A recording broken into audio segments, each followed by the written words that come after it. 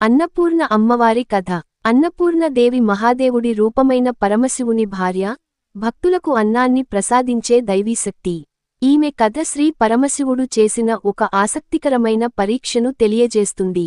కథ సారాంశం: ఒకసారి భోళాశంకరుడు, ఈ ప్రపంచంలో అన్నం అనవసరం, అన్నం లేకపోయినా జీవులు బ్రతకగలవు అని భావించాడు. దేవదేవుడైన శివుడు అన్నాన్ని నిర్లక్ష్యంగా చూసే ఉద్దేశంతో కాశీలో తన లీలను ఆడాడు. అప్పటికే దేవతలందరూ, ఋషులు మరియు ప్రజలు అన్నంలేక ఉపవాసం ఉండిపోతున్నారు. ప్రపంచం మొత్తానికి ఆకలితో క్షీణత వచ్చింది. ఇంతలో పార్వతీదేవి దీనిని గమనించి భర్తైన శివునికి బుద్ధి చెప్పాలని నిశ్చయించుకుంది.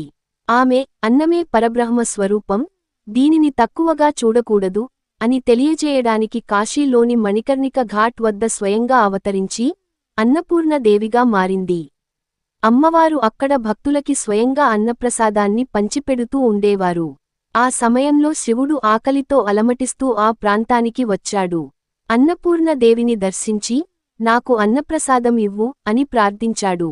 అమ్మవారు కరుణించి, నీవే అన్నం అవసరం లేదని చెప్పావు కదా, ఇప్పుడు నీకు ఆకలి ఎందుకు అని ప్రశ్నించగా, శివుడు తన తప్పును గ్రహించి, అన్నం లేకుంటే లోకం క్షీణిస్తుంది, జీవులు బతకలేవు అని అంగీకరించాడు. ఈ కథలోని బోధన: అన్నం పరబ్రహ్మ స్వరూపం, ఆకలి అన్ని వర్గాల ప్రాణులకు ఒకటే, భగవంతుని సైతం అన్నం లేకుంటే బతకలేడు. ఈ సంఘటన తరువాత శివుడు అన్నపూర్ణదేవిని గౌరవించి, భక్తులందరికీ ఆమె కృపను అందించమని కోరాడు. అప్పటి నుండి కాశీ నగరంలో అన్నపూర్ణ అమ్మవారి ఆలయం ఎంతో ప్రాచుర్యం పొందింది.